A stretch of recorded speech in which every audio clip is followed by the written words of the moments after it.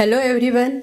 We welcome you all in our series of tips and strategies for IELTS. In our last video, I promised you that I will give you the detailed tips and strategies for writing skills and speaking skills. So today our video is about writing skills. I am Archana Kayale from Good to Excellence and we are your online partner to learn IELTS, PTE, TOEFL and English communication.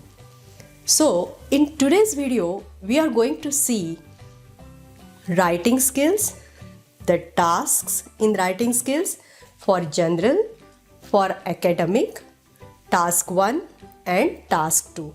So let's start. So for general category, we have letter writing and essay writing. In academic, we have to write report on bar chart, line graph, table, pie chart, map, diagram or process. And of course, we have essay in both general and academic. The duration of writing skills test is for 60 minutes and it is advisable to spend 20 minutes on task 1 and 40 minutes on task 2. The word limit for task 1 for general and academic both is 150 words and for task 2 it is minimum 250 words. I would suggest you to write maximum 170 to 180 words for task 1 and 270 to 280 words for task 2. Now let's check the criteria. The criteria for writing skills is grammatical range and accuracy, task accomplishment, lexical ability, coherence and cohesion. Now, grammatical range and accuracy, that means you need to write different types of sentence structure and of course you should be grammatically correct while writing your task 1 and task 2. Task accomplishment, the number of words as well as what the question is. You have to answer that question. Then lexical ability is your vocabulary, range of your vocabulary. And coherence and cohesion is of course the flow of your language. Right? Now let's check task 1 for general. So task 1 for general is letter writing. So in letter writing, what happens? You can have formal, semi-formal and informal letter. So when I say formal letter, so that means you have to write a letter to someone you have not met, whose name you don't know. So naturally you will start with Dear Sir or Madam and your ending will be Yours faithfully. In semi-formal, you are writing to someone you may or may not have met, but whose last name you know and use.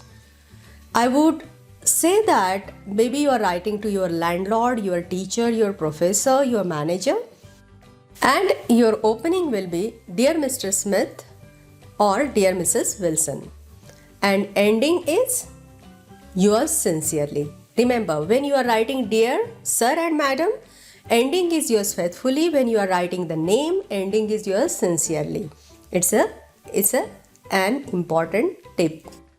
Now in informal letter, you are writing a letter to someone you know well, whose first name you know and use. And naturally in IELTS test, you get to write letter to your friend. So you will write Dear Rashi or Dear Sheldon or Dear Rishi, and your ending will be warm wishes or best regards. Now, difference between formal and informal letter. What is the difference? So the difference is in salutation, as I told you, Dear Sir or Dear Madam or Dear Mrs. So and so or Mr. So and so. But in informal letter, naturally you will write Dear Rishi or Dear Rahul. Then introduction, that changes. In formal letter, you will directly start with the purpose of the letter. Why are you writing the letter? Whether are you complaining, are you inviting somebody, you are apologizing. So that's how the purpose of the letter will come in the first line of your introduction. But in informal letter, you will start with a friendly talk. like how are you, how is life over there, hope everything is fine, and then you will write the purpose of the letter.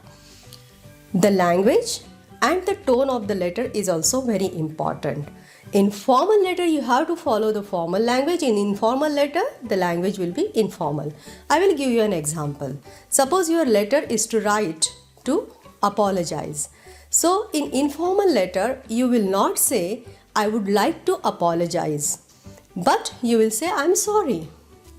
And in formal letter, of course, you will say, I would like to apologize. So that's how the language will change. Okay, now we will talk about closing statement. So closing statement, that is a concluding statement, will also change, depends upon what type of letter it is as well as the topic of the letter. So I will give you an example. Suppose in your letter, you are complaining about something. So how will you end the letter? You will say, I hope the matter will be resolved soon. I would appreciate if you take action as soon as possible. However, if it's an informal letter, okay, and you are waiting for your friend to come to your house or come to your city, so you will say, eagerly waiting for you, or you will just end the letter saying that bye for now. So that is what is needed for the concluding statement. Then comes end salutation. End salutation we have just seen in the table, that dear sir and madam. Then you will say yours faithfully. If you are writing a name, dear Mrs. So and so or dear Mr. So and so, so you will end it saying yours sincerely.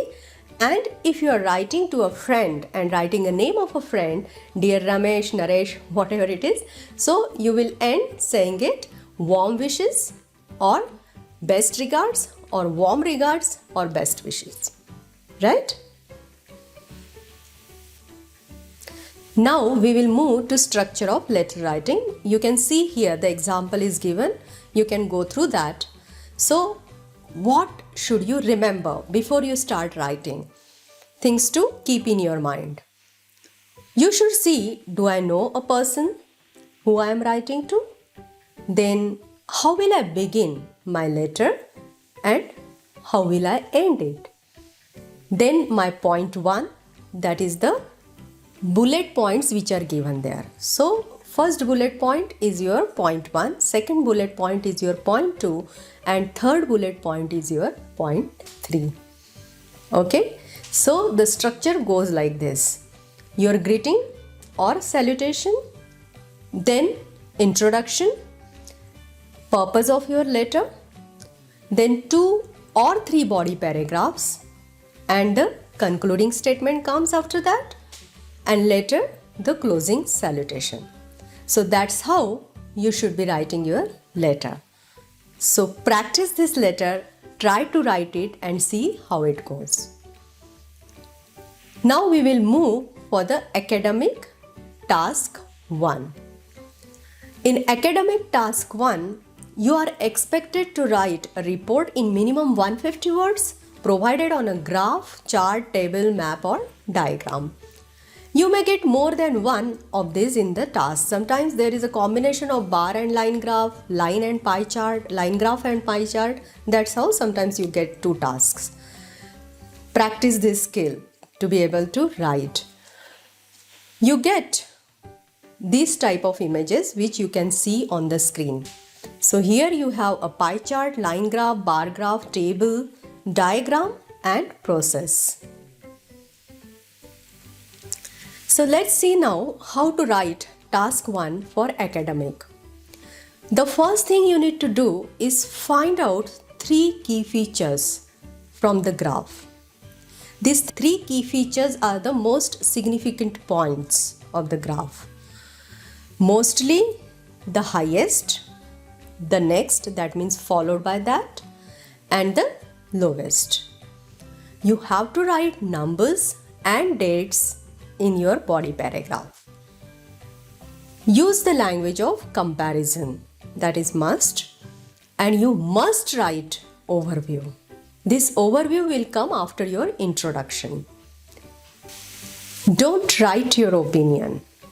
Just report what information is given in the image. So, how your structure will be? Your first paragraph is introduction. What you need to do there? You need to just paraphrase the given information. So, it is quick to write. You have to write whatever is given in your own words. That is what is paraphrasing. Then you have to write an overview. Overview includes your key features, whatever you have noted down earlier before writing the graph.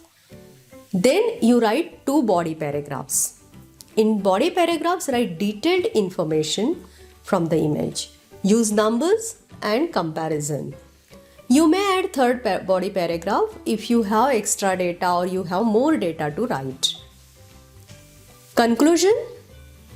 If you have written an overview, do not write conclusion. But if you haven't written overview, then please you must write a conclusion. Now check this example. You can see this line graph. It is about consuming fast food by Australian teenagers. Okay, so here when we are looking at the graph, what we need to look for or what information first we need to collect. So you need to collect, as I told you, what is the peak, where it is stabilized, is there any fluctuation, where is the drop. This information you need to note down quickly if you are taking pen and paper test on your question paper. If you are taking computer based test, it is on your scratch pad. Here are a few phrases to write your graph or write your task 1. So when you write your introduction, you can start with the given graph depicts or illustrates or shows. Then to write your overview, you can say overall or as it is shown. When you start your body paragraph, you can start with the phrase it is clear from the or as can be seen from the. Now, what is the language of comparison you can use? You can use gently, steadily, sudden rise. You can say sharply or a sharp rise. Then you can say most, more, least. And you can also use the words like highest, the next highest, or most popular, the most preferred. So this kind of language is expected from you. So this is all about academic task 1. So start practicing now. Now we will move to our task 2. In task 2, you should write over 250 words, and it is same for academic and general. You have to use formal language. You need to understand the question before you start writing. It's very important. I give this example to all my students. I had one student who was very sharp and whose language is really good. But what happened, he got the topic where the topic says that nowadays many people travel. Why are they traveling and what are the benefits of travel? This boy wrote advantages and disadvantages of traveling. So what he missed there? He missed the reason and he wrote disadvantages of traveling which wasn't asked. So he got lesser marks. So keep that in mind, that what is the question, because that question you need to answer. Do a mind map. What is mind map? By seeing the topic, seeing the question, if it is agree, disagree, say it is advantages, disadvantages, say, okay, what are the advantages I am going to write and what are the disadvantages I am going to write? Make key points of that. And these key points you are going to use to elaborate in your body paragraph. So that is what is called a mind map.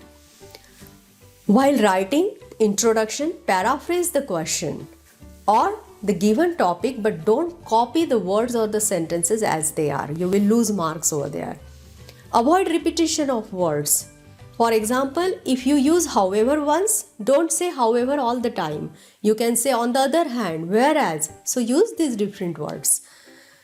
Of course, use variety of different sentence structure. I keep telling you this. So what is variety of sentence structure? I will give you an example.